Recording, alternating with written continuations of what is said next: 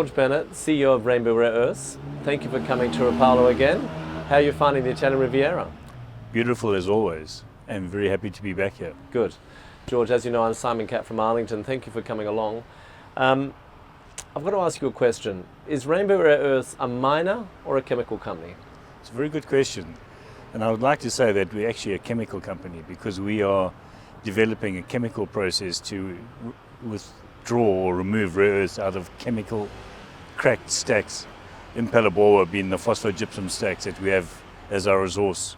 We originally started as a mining company with a small project in Catt in Burundi, but we've changed now. Effectively, I think we can call ourselves a chemical processing company. And your chemical processing, I understand that you've just finished a pilot study on Palabora and you've got a feasibility study coming next year. Where are you in terms of perfecting that chemical process and producing commercial quantities of neodymium and praseodymium? Yeah. So our pilot plants have been running very successfully. Our initial pilot plant run was in Mintec in South Africa, in Johannesburg, right, which is a well-known R&D mining research center. And we've developed a front-end flow sheet which successfully produced mixed rare earth carbonate on a large-scale pilot. Our pilot was treating 20 kilograms an hour of feed. Most mineral pilot plants run at about 2 to 3 kilograms an hour. So we were 6 to 10 times larger. And I wanted that to prove our process beyond any reasonable doubt. Right. And then our final stage is the separation into separated neodymium, praseodymium, terbium, and dysprosium. We've been running that in Florida with some RP out of America using continuous ion exchange and continuous ion chromatography, which is established processes but used in a different application. In other words, specifically for targeting the rare earths out of phosphogypsum the way we're doing it. And that pilot plant in Florida has successfully achieved 96 to 97% purity of NdPr. And we're now going to optimize that to 99 to 99.5% purity. We can sell 96, 97% purity material. We just suffer a slight discount, impurity discount like other minerals do. But it's our intention is to take that to the 99, 99.5% purity. I've just announced that last week that we're going to move that final stage back in pilot plant now back to South Africa, and we'll optimize that final stage in South Africa with our own team. Gotcha. George, when I look at Rainbow, one thing that strikes me is the quality of your strategic partners. Can you talk about what people like Mosaic and OCP and TechMet see in Rainbow? What do they see you as and why are they there? Well, I think we've been able to prove that we are able to extract rare earths from phosphogypsum. Right. And we've done that successfully, as I say, in the pilot plants we've been running. And with that, we're able to approach Mosaic and say you've got a massive phosphogypsum stockpile in Brazil with fresh feed coming onto the stack every day, and they've got a 40-year life of that fresh feed. And basically, I said, it's a wasted opportunity. And they saw in Rainbow is that they could do it themselves, but it would take them maybe 5 or 6 years of development. Whereas with us, we've done it already. We've done those hard yards, and so they see us as a shortcut to the partner with a proven technology and to get into the market a lot quicker. And that's why we've been able to attract the likes of Mosaic, a global chemical company. OCP in Morocco, that's a slightly further down the line opportunity because the rare earths in their phosphogypsum is very, very low grade. Right. So we've got to look at if there's a way to upgrade that first before we look at extracting it. Otherwise, it will never be economic. And as I say, as we've been proving our technology and announcing our positive results to the market, we've now been approached by a very good opportunity in Canada, a very good opportunity in India, also in the phosphogypsum space, also to extract rare earths. So we are looking to be building a franchise which will be a global franchise, Nice. which I think is important. And the market hasn't given us that credit yet, but it'll come in due course. I've got no doubt about that.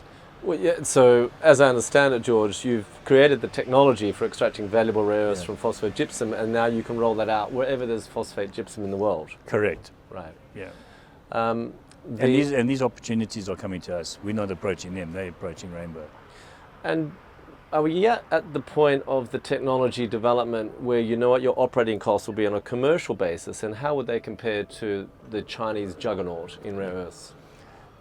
That's very key, and our PEA we did, which we released in October 22, our capex numbers and our opex numbers we were very confident on, and in fact we'll be doing an update ahead of our final DFS in November on those numbers. But basically, we're very confident with the team, the background the team has in ex-mining engineering businesses ourselves, that we know our OPEX number is a pretty good number, and that is sitting at about $33.86 per kilogram to separate neodymium, praseodymium, dysprosium and terbium. Right.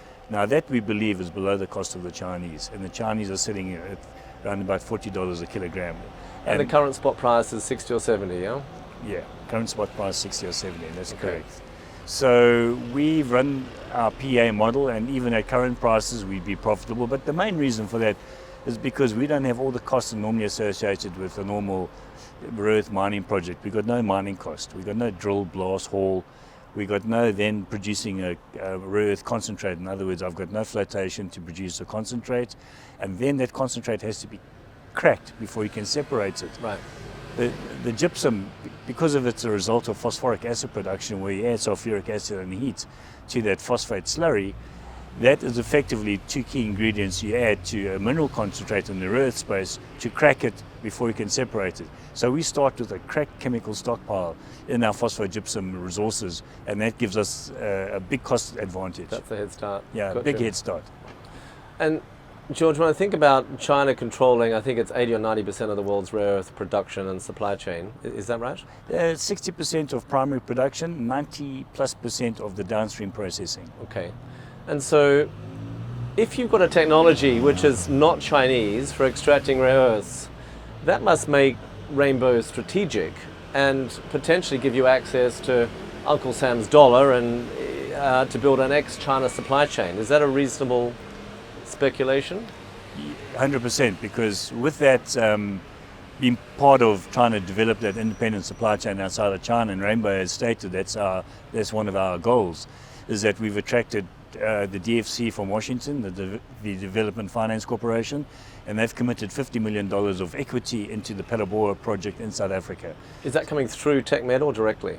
It's been allocated directly via TechMed, but it's a direct allocation. Right. And it was announced by the DFC CEO in Dubai in COP28 in Dubai last year. Gotcha. Okay. And that $50 million comes in as part of the project financing when you're ready to build, is that right? It's equity. So it's based on the NAV of the project post our DFS. Okay. So it's coming in at a sort of a real value of Rainbow, you know, and it's based on that NPV, as I said. And so as we look through, George, next year you're planning to finish your DFS. What should shareholders of Rainbow look for the news that will drive the share price in the next year? I think it's going to be a positive DFS, obviously, and that'll be preempted by what I believe will be a very good number coming out of our update, our PA update or pre-DFS final number in November this year. It'll be some positive results further positive results coming out of Uberaba, and potentially one or two other opportunities being signed up that have approached Rainbow. Right. But more importantly, as I said, our successful DFS will be our final financing for the project, our equity financing in the second half of 2025 to start construction in 2026. And I'll be in production in 27. Right. So there'll be a 6-year run from start to finish, from January 21 when I started working on the project to going into production, which I think is quite a fast track, as you know. For 6 years is very fast. Yeah.